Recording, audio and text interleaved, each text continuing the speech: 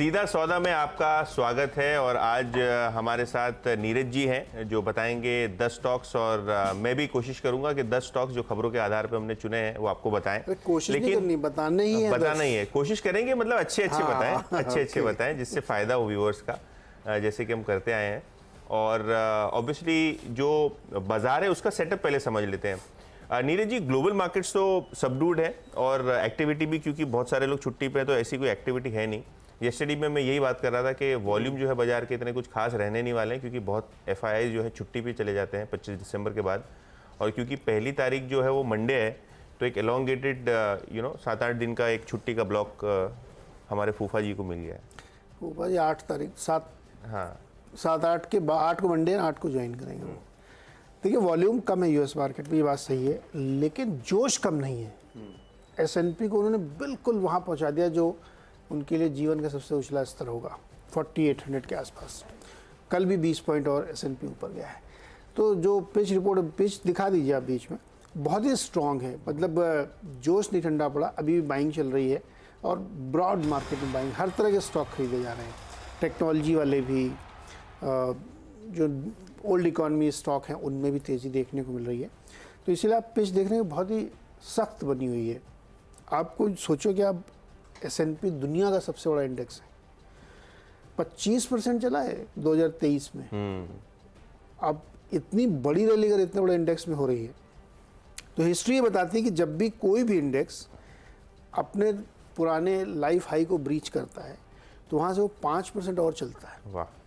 तो आप ये समझो कि अगर मान लीजिए 4800 गया तो कम से कम 200-250 पॉइंट की और रैली बनेगी उसमें। उसके बाद उसमें प्रॉफिट बुकिंग देखने को मिलती है। अब देखते हैं कि हिस्ट्री इस बार अपने आप को रिपीट करती कि नहीं करती है, लेकिन बहुत स्ट्रॉन्ग मोमेंटम और लोग ये मान के चल रहे हैं कि रेट कट आ रहा अब तो मार्च तक की बात हो रही है। तो भाई यूएस से कोई कंप्लेंट नहीं है, ठीक है, लोग छुट्टी भी गए लेकिन फिर भी थोड़ी ट्रेडिंग हो रही है। तो मुझे लगता है कि अपने खबरों का थोड़ा सा अकाल है, बहुत ज्यादा है ना, बहुत ज्यादा। एक आध तो खबरें जो 3:15 बजे आई, मुझे लगता है वही ले लेनी चाहिए। हाँ, इनफैक्ट मैं तो सोचा कि आराम से टीम भेजूंगा और आपने थोड़ा बहुत डिटेल भेज दिया और मैं सोच रहा हूँ हो जाएगा, मतलब 8 बजे अभी तो, मतलब 1-2 घंटे में तो और खबर आ जाएगी। वो 2 ही स्टॉक्स मेरे पास रह गए, तो बाकी के जो 7-8 प्लेयर्स है देखते हैं कैसे चलाते हैं हम लोग। तो भाई ये है पूरी तस्वीर। और ये देखिए 4796 3 जनवरी 2022 को हुआ था और अब ये बिल्कुल ब्रीच होगा। मुझे आज हो जाना चाहिए उसको। बताइए क्या चुना, फिर क्या क्या स्टॉक चुने आपने? तो देखिए शुरू करते हैं 6 स्टॉक्स के साथ नीरज जी। और सबसे पहले जो फोकस में है वो BHEL और लार्सन एंड टूब्रो, ये दोनों ही कैपिटल गुड्स की कंपनी और इंजीनियरिंग कंपनी हम कह दें फोकस में रहेंगी। BHEL और लार्सन इसलिए मैंने चुना है क्योंकि यहाँ अगर हम देखें तो जो हमारे एक्सटर्नल अफेयर मिनिस्टर हैं जयशंकर साहब, ये रशिया के साथ एक करार करके आए हैं। पिछले दिनों वो रशिया में थे, मॉस्को में, और इन्होंने कुंदाकुलम करके एक न्यूक्लियर पावर प्रोजेक्ट है जिसके एक्सपेंशन के लिए एक म्यूचुअल अंडरस्टैंडिंग की है रशिया के साथ, जहां टेक्नोलॉजी रशिया प्रोवाइड करेगा। एक निर्भर पार्टनर हमारा इस न्यूक्लियर प्रोजेक्ट के लिए रशिया रहेगा। और क्योंकि ये जो प्रोजेक्ट है वो काफ़ी इम्पोर्टेंट है, कुंदनकुलम, यहाँ अगर हम देखें तो प्रीवियस जितनी भी टर्बाइंस और कंस्ट्रक्शन का काम है वो BHEL और L&T ने किया हुआ है। तो क्योंकि ये अनाउंसमेंट सरकार ने औपचारिक तरीके से कर दिया है, शायद ये 2 स्टॉक्स आज फोकस में रहे, क्योंकि एक बहुत बड़ा न्यूक्लियर प्रोजेक्ट का एक्सपेंशन आपको देखने को मिल रहा है। तो ये 2 स्टॉक्स मैंने चुने हैं खबर के आधार पर। इसके अलावा आज बैंक्स फोकस में रहेंगी क्योंकि शनिवार को finance minister Nirmala Sitharaman PSU banks के हेड्स को मिलेंगी और इम्प्लीमेंटेशन जो सरकारी स्कीम्स हैं और जो NPA फॉर्मेशन है, जो बैंक्स की हेल्थ है, इसको लेके बहुत गहन चर्चा होगी। और हमने ये देखा है कि PSU बैंक ने एक अच्छी रैली दिखाई है, एक ट्रिगर पॉइंट की ज़रूरत है। और शायद सैटरडे को ये जो पब्लिक सेक्टर बैंक्स के साथ मीटिंग हो रही है फाइनेंस मिनिस्टर की, उसके चलते PSU बैंक्स भी इस हफ्ते फोकस में रहेंगे। तो SBI है, बैंक ऑफ इंडिया है, IOB है, ये सभी PSU बैंक्स पे रखिए फोकस अपने रेडार पे, क्योंकि जो मीटिंग होने वाली है और जो सेटअप है अभी, क्योंकि रिजल्ट्स की डेट भी अभी आना शुरू हो जाएंगी, तो शायद ये PSU बैंक्स फोकस में रहेंगी। तो BHEL लार्सन के अलावा SBI, bank of India, IOB, ये 5 स्टॉक्स नीरज जी मैंने डाल दिए शुरू में, एक झटके में डाल दिए। BHEL और दूसरा L&T। L&T, अच्छा वो न्यूक्लियर प्रोजेक्ट जो है ना न्यूक्लियर प्रोजेक्ट के लिए इस सेगमेंट में बहुत काम हो रहा है और ये दोनों कंपनियां लाट कर BHEL 182 रुपये, ओ माय गॉड। अच्छा चलिए मैं अपनी टीम बताता हूँ। इसमें से एक पहला स्टॉक है कंसाई नेरोलैक, ये एक पेंट कंपनी है और इन्होंने एक समझौता किया है रुनवाल के साथ। रुनवाल डेवलपर्स बिल्डर हैं आप मुंबई के, मुंबई महाराष्ट्र के। तो लोअर परेल में इनके पास एक लैंड पार्सल है। लोअर परेल नहीं, हमारे ऑफिस के डायगोनली ऑपोजिट है। वही मतलब ठीक सामने निकलो। हमारे ऑफिस के सामने ये जो लैंड पार्सल 726 करोड़, तो हमारी तो ऑफिस 2000 करोड़ की होगी यार एक्चुअली। नहीं एक्चुअली मैंने बेच दें क्या थोड़ा पता किया मैंने कि भाई ये खाली जो इतनी बिल्डिंग दिख रही है इसकी भाव 750 नहीं, तो उसमें क्या है उस बिल्डिंग के पीछे जाइए और फिर बिल्डिंग से पीछे L शेप में बिल्कुल और पीछे लैंड बहुत अच्छा कॉम्प्लेक्स है। तो ये पूरी बिक रही है और यहाँ पे एक बड़ी रुनवाल चूंकि रिहायशी बिल्डिंग बनाते हैं तो आपके लिए एक मौका है कि आप यहाँ फ्लैट बुक कर सकते हैं ऑफिस के सामने तो आपको ये दिक्कत नहीं होगी। हाँ दिक्कत नहीं होगी, एकदम बिल्कुल टाइम पे आ जाएंगे क्योंकि ऐसे भी रास्ता बीच का खोदा हुआ है सड़क पार करो ऑफिस के अंदर। तो ये एक बड़ी खबर है और चूंकि हमको इतना अच्छी कीमत 726 करोड़ में इनके डील हुई है तो स्टॉक पे मैंने इनके मैनेजमेंट की जब KYC किया था एक बार तो मैंने उनसे पूछा कि ये आप बेच रहे हैं क्या बातचीत, तो उन्होंने कहा नहीं ये सब नेगोशिएशन हम डिस्क्लोज नहीं कर सकते हाँ लेकिन हमारा ऐसा इरादा है। तो ये बात लेकिन 6 महीने कम से कम हो गए 6-7 महीने, तो अब ये हो गया फाइनली। देखते हैं आज कैसा स्टॉक रिएक्ट करता है। दूसरा स्टॉक है यूग्रो कैपिटल।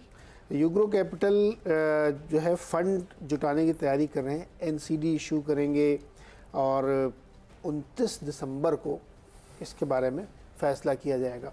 यूग्रो कैपिटल पे ध्यान रखिएगा, बहुत एग्रेसिव कंपनी है ये, स्मॉल फाइनेंसेस में है ये और बहुत एग्रेसिवली काम कर रहे हैं। लास्ट क्वार्टर में इनके जो CEO है सचिन इंद्रनाथ, उनसे बातचीत हुई थी तो बहुत एग्रेसिव प्लान्स उन्होंने सामने रखे थे। तो अब देखते हैं कैसा है, चूँकि फंड रेजिंग का प्लान है और काफ़ी ज़्यादा डेवलपमेंट इसमें होने वाले हैं तो ध्यान रखिएगा यूग्रो कैपिटल में।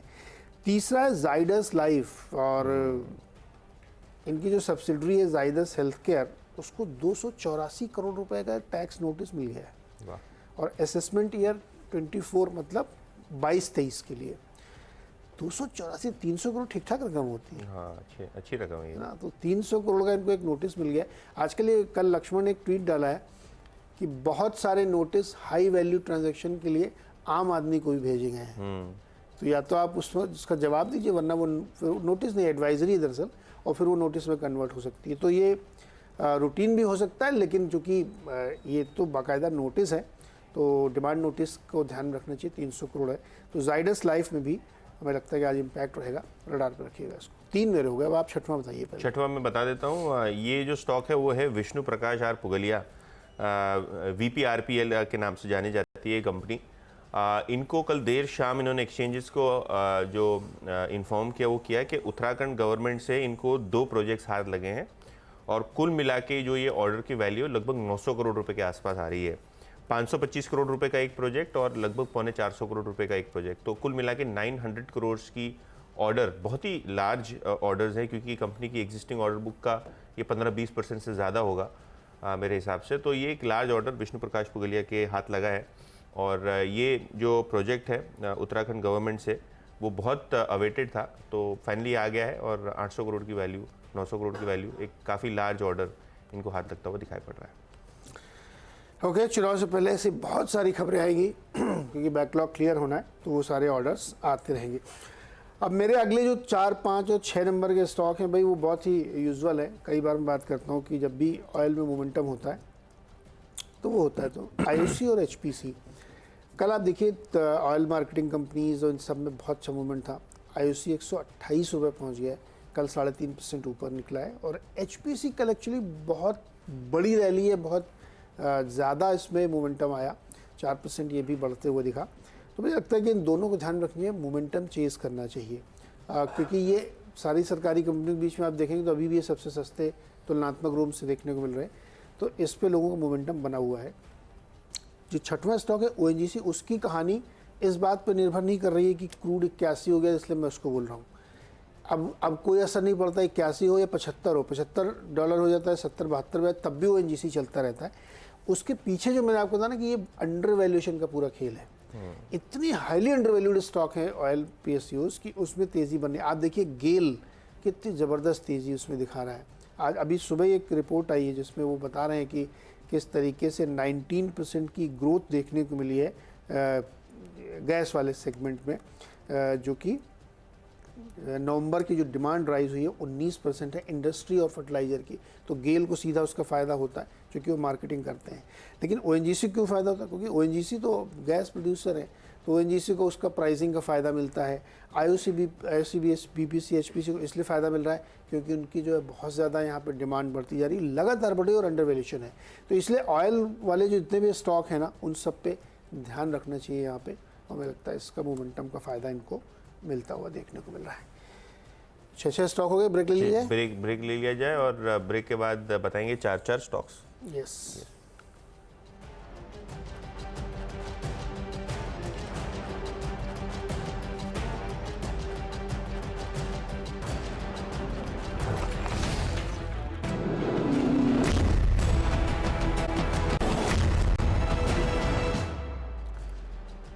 स्वागत है एक बार फिर से आपका। और अगले जो 4 स्टॉक्स है उसमें पहला स्टॉक है Maithan alloys.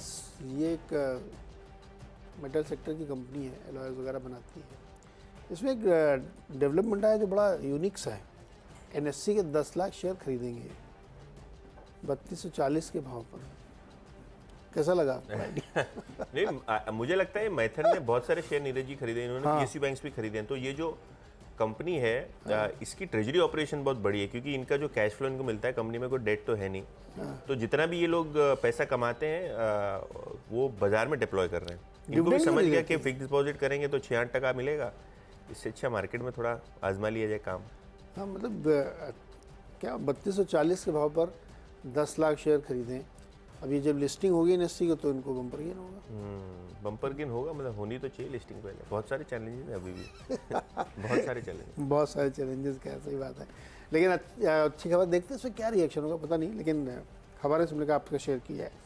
Shipping corporation of India, इसको ध्यान में रखिएगा। ये एक सरकारी कंपनी है, शिप विप चलाते हैं ये। फ्रेट रेट्स बढ़ रहे हैं, बढ़ रहे हैं बहुत तेज़ी से बढ़ रहे हैं। और वो झंझट जो कर दिया ना रेड सी पे होती ने, उसकी वजह से बहुत ज़्यादा बढ़ रहे हैं रेट। और शिपिंग कॉरपोरेशन वैसे भी सरकारी कंपनी है, रडार पर रहती है, तो इसको ध्यान में रखिएगा। अब विनवेश वाली कहानी बिल्कुल मत, मैं एक शब्द नहीं बोल रहा हूँ, उसको बस समझ लीजिएगा। ये सिर्फ फ्रेट रेट हाइक की वजह से, और सरकारी कंपनी है, रडार पे है, इसलिए इसको ध्यान में रखिएगा। 9th स्टॉक है प्रोटियन ई गवर्नेंस, जो अभी रिसेंटली लिस्ट हुई थी। इस पर इक्विरस ने अपनी एक रिपोर्ट निकाली है और उन्होंने इसका टारगेट दिया है 1500 रुपये का।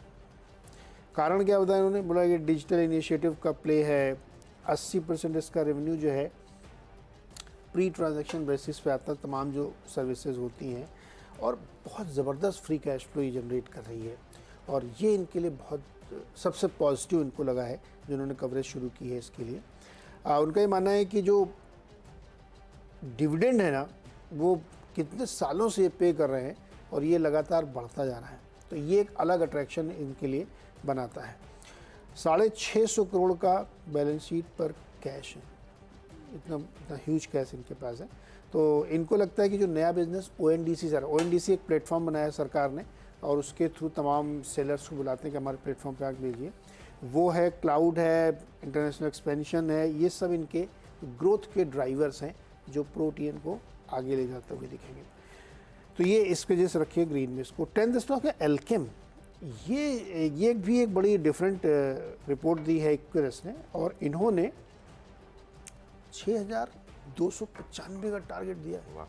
पहले तो मेरे को आश्चर्य था, मैंने इसका आज बहुत दिन बाद भाव देखा 5000 रुपये स्टॉक हो गया। 5000 का हो गया, धीरे धीरे करके 28,300 के आसपास ये रहता था, अब ये 5000 हो गया, और उससे भी ऊपर 6300 का इक्विरस ने भाव दिया। इनको लगता है कि डोमेस्टिक मार्जिन इनके करीब 6 से 6.5 से 7% तक बढ़ते हुए दिखेंगे 23 से 26 के बीच में। और हायर मार्जिन, प्रोडक्टिविटी बढ़ेगी, जो तमाम बिजनेसेस में ये उतर रहे हैं उनको फ़ायदा। और एक बड़ा फ़ायदा ये कि इनका इंटरनेशनल एक्सपोजर बहुत कम है, तो ये यूएस एफडीए की गाज इनके ऊपर बहुत रेयरली कभी हो सकता गिरे, तो उसका भी फ़ायदा है। तो एल्केम लैब में 6500 का लगभग टारगेट।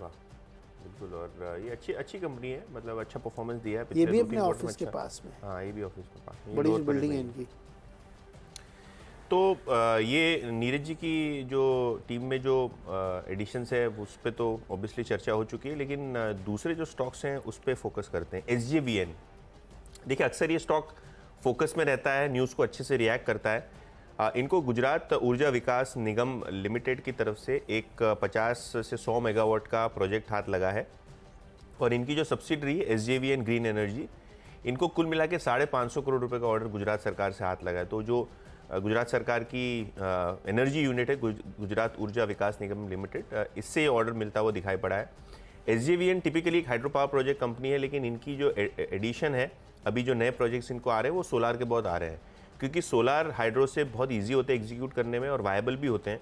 और कंपनी ने ये भी कहा है कि अगले 2 सालों में अपनी कैपेसिटी वो डबल कर रहे हैं रिन्यूएबल एनर्जी में। तो एक एम्बिशियस टारगेट है कंपनी का। शेयर में भी अच्छा परफॉर्मेंस आपने देखा है, लेकिन आज अगर हम देखें तो 550 करोड़ का नया ऑर्डर इनके हाथ लगा है, जिससे स्टॉक में आज अच्छे से आपको रिएक्शन होता हुआ दिखाई पड़ सकता है। इसके अलावा MRPL चेन्नई पेट्रो, नीरज जी ये भी स्टॉक्स रेडार पे रखने चाहिए। रेड में लेके चल रहा हूँ ये 2 स्टॉक्स, पूरी टीम ग्रीन है, ये 2 स्टॉक्स रेड हैं, क्योंकि जो फ्रेट कॉस्ट हैं वो अच्छी तरीके से बलजब हो गए हैं। उम्मीद ये थी कि भाई ये इक्का दुक्का अटैक है, कुछ नहीं होगा। हुतीस का जो यमन की खाड़ी है वहाँ जो इशू हो रहा है वो देखने को मिल रहा है अब, और ये एस्केलेशन की वजह से बहुत ज़्यादा फ्रेट रेट्स में आपको इश्यूज आते हुए दिखाई पड़ रहे हैं। ऑब्वियसली सिक्योरिटी के लिए US और इंडिया दोनों ने अपने वॉरशिप्स डिप्लॉय किए हैं एरिया में, लेकिन अभी भी सिचुएशन नर्वस बनी हुई है। तो शॉर्ट टर्म में MRPL चेन्नई पेट्रो जैसी कंपनीज को इम्पैक्ट हो सकता है। क्यों इम्पैक्ट हो सकता है? क्योंकि ये क्रूड ऑयल इंपोर्ट करते हैं और एक बहुत छोटा पोर्शन जो है एक्सपोर्ट भी करते हैं। यूरोप में, मॉरिशस, बहुत सारे नेबरिंग कंट्रीज़ में इनके माल सामान जाते हैं। तो क्योंकि फ्रेट रेट्स बढ़ चुकी हैं, तो क्रूड ऑयल की जो लैंडिंग कॉस्ट है वो बढ़ेगी, और एक्सपोर्ट के जो रियलाइजेशन है उस पर एक हल्का असर पड़ता हुआ दिखाई पड़ेगा। एक मेजर एक्सपोर्ट रेवेन्यू नहीं है दोनों कंपनीज़ का, डोमेस्टिक ही करते हैं, लेकिन फिर भी एक इम्पैक्ट आपको नियर टर्म में आता हुआ दिखाई पड़ सकता है। येस्टरडे भी स्टॉक प्रेशर में थे और आज ये स्टॉक्स प्रेशर में रह सकते हैं। तो MRPL चेन्नई पेट्रो, क्योंकि फ्रेट कॉस्ट जो बढ़ता हुआ दिखाई पड़ रहा है, खास करके सुएज कैनाल और रेड सी का जो एरिया है उसको लेके, तो शायद शॉर्ट टर्म में इनके मार्जिन इम्पैक्ट हो। तो दोनों स्टॉक्स रेड में लेके चल रहा हूँ। इसमें एक चीज़ और आपको बता दूँ, जो रशिया के साथ पेमेंट का इशू है ना, करेंसी को लेकर के, उसकी वजह से भी डिले हो रहा है। तो जो रशियन सस्ता ऑयल मिल जाता था वो भी डिले हो रहा है, तो वो भी इनके लिए एक नेगेटिव ही है। हाँ, तो मतलब जो इनपुट कॉस्ट है वो भी मोर और लेस बढ़ता हुआ दिखाई पड़ रहा है। तो मल्टीपल हेडविंड्स अभी शॉर्ट टर्म में दोनों कंपनीज के ऊपर आते हुए दिखाई पड़ रहे हैं। और आखिर में जो चौथा स्टॉक है मेरे रेडार पे, और जो 10वां ओवरऑल स्टॉक है, वो है साउथ इंडियन बैंक। आज बोर्ड बैठक होगी काफ़ी क्रूशियल कंपनी के फंड रेजिंग को लेके। अभी देखा यह जाएगा कि राइट्स इशू का रूट चुनती है कंपनी या QIP करती है, लेकिन हाँ एक बात तय है कि फंड रेजिंग होगी। आपको अगर याद है तो कुछ ही महीनों पहले PR शेषाद्री को RBI ने अपॉइंट किया था as MD and CEO South Indian Bank के लिए। इन्होंने पहले करूर वैश्य बैंक में MD CEO का काम किया है, सिटी में भी ये बैंकर रहे हैं। तो ये नए मैनेजमेंट चेंज होने के बाद ये पहला फंड रेज होने जा रहा है, काफ़ी इंपॉर्टेंट है। और अगर अच्छे से कंपनी के फंड रेज हो गया तो शायद ये बैंक आपको आउटफॉर्म करती हुई दिखाई पड़ सकती है नियर टर्म में। तो ये देखा जाएगा कौन सा रूट कंपनी चुन रही है, राइट्स इशू चुन रही है, QIP रूट चुन रही है, या प्रेफरेंशियल इशू चुन रही है। लेकिन हाँ, काफ़ी इंटरेस्टिंग रह सकता है ये छोटा बैंक। रखिए स्टॉक अपने रेडार पे। चलिए, दोनों टीमों के 10 स्टॉक आपके सामने आ चुके हैं। अब एक छोटा सा ब्रेक और ले लेते हैं, लौट के आगे फिर से पूरी टीम रैप करेंगे। सीधा सौदा में फिर से एक बार आपका स्वागत है, और जल्दी से टीम का रैपअप आपको लाके दिखाते हैं। अगर हम आज की बात करें तो BHEL L&T फोकस में रहेंगे, क्योंकि एक नया न्यूक्लियर पावर प्रोजेक्ट का भारत सरकार ने रशिया के साथ करार किया है। इसका फ़ायदा इस दोनों कंपनी को हो सकता है। इसके अलावा शनिवार को फाइनेंस मिनिस्टर PSU बैंक्स के हेड्स को मिलेंगी, चर्चा होगी मजबूत कैसे करें बैंकिंग सिस्टम को, और गवर्नमेंट के प्रोजेक्ट्स और स्कीम्स किस तरीके से इम्प्लीमेंट होती है। तो SBI, bank of India, IOB जैसे शेयर्स रखिए फोकस पे। विष्णु प्रकाश पुगलिया, ये स्टॉक रखिए रेडार पे। 900 करोड़ का उत्तराखंड गवर्नमेंट का इनको ऑर्डर हाथ लगता हुआ दिखाई पड़ रहा है। SJVN गुजरात से 550 करोड़ रुपए तक का इनको सोलर का प्रोजेक्ट एग्जीक्यूट करना है, इसका एक्सचेंज अनाउंसमेंट आया है, तो ये भी स्टॉक रेडार पे रहेगा। इसके अलावा MRPL चेन्नई पेट्रो रेडार पे रहेंगे, क्योंकि फ्रेट रेट बढ़ने के कारण शायद इन दोनों कंपनी के मार्जिन्स पे इम्पैक्ट आता हुआ दिखाई पड़े। और आखिर में साउथ इंडियन बैंक, आज बोर्ड मीटिंग है, फंड रेजिंग के लिए मैनेजमेंट चेंज हुआ है, तो फंड रेजिंग काफ़ी अहम मानी जा रही है। ओके, पर कंसाइन नेरोलैक पहला स्टॉक है और इनका जो एक लैंड पार्सल है लोअर परेल में, उन्होंने 726 करोड़ में रुनवाल बिल्डर्स को बेच दिया है। यूग्रो कैपिटल को ध्यान रखिएगा, इसमें फंड रेज की तैयारी चल रही है, एनसीडी के थ्रू हो सकती है। जाइडस लाइफ को 284 करोड़ का एक इनकम टैक्स का नोटिस मिल गया है। आईओसी, एचपीसी और ओएनजीसी को ध्यान रखिएगा। कच्चा तेल तो 81 के ऊपर पहुंच गया ओएनजीसी के लिहाज से, लेकिन उससे ज़्यादा बड़ी बात यह है कि इन स्टॉक में एक बड़ा मोमेंटम है और रडार पे इनको ध्यान में रखना चाहिए, क्योंकि अच्छी खासी डिमांड भी क्रूड की और फाइनल प्रोडक्ट की इंडिया में देखने को मिल रही है।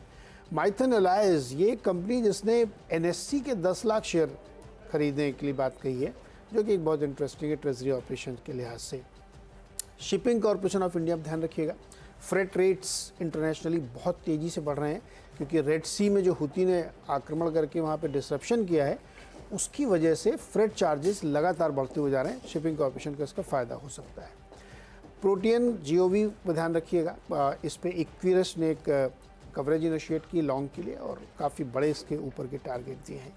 एल्केम लैब में भी 6300 रुपये के टारगेट इक्विरस ने दिए हैं और इन्होंने भी लॉन्ग इनिशिएट किया और उनका मानना है कि इस कंपनी के लिए मल्टीपल ट्रिगर्स है इंडियन मार्केट में, जहाँ से एल्केम लैब को फ़ायदा हो सकता है।